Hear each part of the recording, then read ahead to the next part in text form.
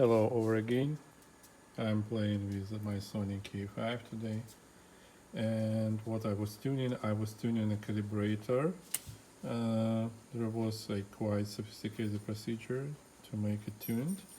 Now as everything is tuned, so you may see how it records, and here you may see that tape shell is pretty good, and so here is the source, here is the tape. You may see how stable phase is after I replaced pinch rollers recently, so it's 15 kilohertz and it's 15 kilohertz here, as you may see, and how stable phase is. So I may make it bigger, make a Lissajou figure. So that's a fine-tuned deck. So I spent so many hours with this deck now, like I own it from like probably 8 months or 9 months already, maybe 10, from like October or September last year. And you see, like, we're moving close, so it's almost ideal now. The only difference with Nakamichi I do see are if you see this amplitude jumps. So that's the difference. So I believe it's a recording channel and heads which makes Nakamichi recording better. So Nakamichi can record it like almost steady still. Specifically my last deck 7 I had, it was like something very special. It was recording it, so you may see, so it's a tape moving through the head, and you may see that levels is jumping a little bit. So, but it's a very high frequency, it's 15 kilohertz, and normal life you wouldn't be able like to hear that. And I'm pretty much enjoying the phase on this tape. And shell is very good, but like if you will like just reverse this nice shell, it would not be so bright, I believe. So here is the source, and here is the recording. You see, shell really matter. Like the better shell you have, the better results in recording you will get. So that's how things works with cassette. However, the sound quality of this deck is like top notch. It has the same timbre and balance of sound like Nakamichi after I upgraded capacitors. Before I did it, it was like pretty harsh on high frequencies and like not enough lows and mid lows. Now everything is good, and if you see recording on this side of tape, it's almost steady. Phase is good. So this deck is tuned to the maximum possible extent.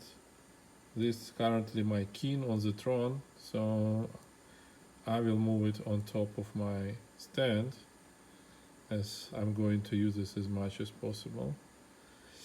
It has a very good heads, so let me bring some light here so you would better see it. You see, heads in really good shape. It's a brand new pinch rollers. I had to replace the one I had from Slovenia. I installed it last year.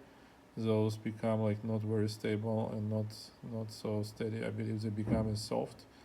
So these pinch rollers I get from China.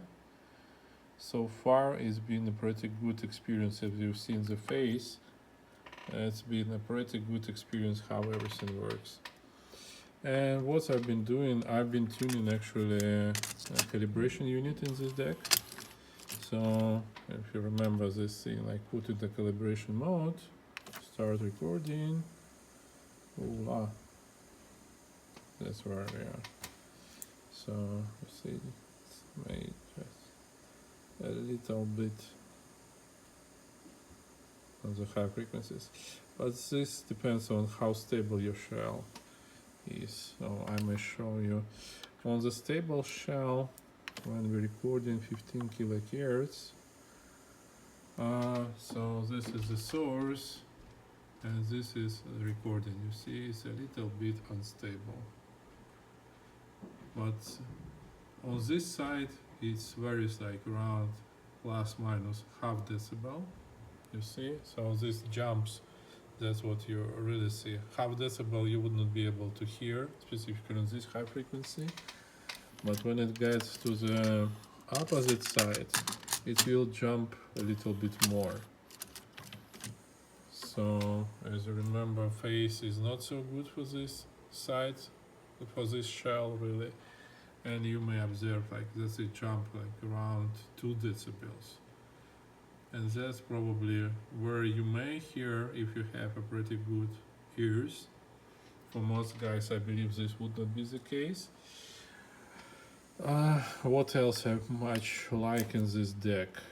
Remember that we are doing all our measures now on minus 20 decibels. Minus 20 decibel, it's a signal level 100 times less than on 0 decibel. So 10 decibel is 10 times, 20 decibel 100 times, 30 decibel 1000 times less, 40 10,000 less. So that's the difference. With Dolby C and Dolby S on this deck, I can record all signals at 0 level.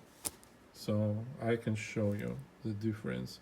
We currently are working with 15 kilohertz, so let me reverse the tape to the better side of this shell. And I will show you the difference. So let's set level to 0 decibel. So 0 decibel for this deck is a minus 5 decibel on the output. So it's minus 5 here. Let's reduce. It's on the oscilloscope now. You see, so it shows 15 kilohertz. And if you will try to record this, or I get minus 7 decibel, really we need minus 5. Now it's good. Now it shows zeros. And if you will try to record 15 kilohertz with 0 level, it will come to very unpredictable results. You see, minus 20. Oh, what's going on? You see how bad it is. Really, this is because like no single tape, specifically type 1 tape, can do record this on this level. And see, we turn in Dolby B. It doesn't help because Dolby B just reduce noise on the high frequencies. Dolby C is better. You see, it's minus 10. And it's starting to show up on oscilloscope, but it's still like not very good. But with Dolby C, not so good either. Oh, okay. I thought I could do that. See, with lower input signal, it's better. Okay. I thought one of my experiments, maybe I was using metal tape. Let's try metal tape.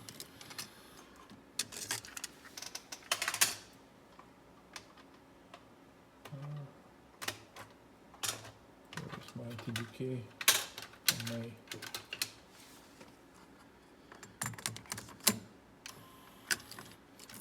I thought I was able to do record this with a high level. Bringing back to 0.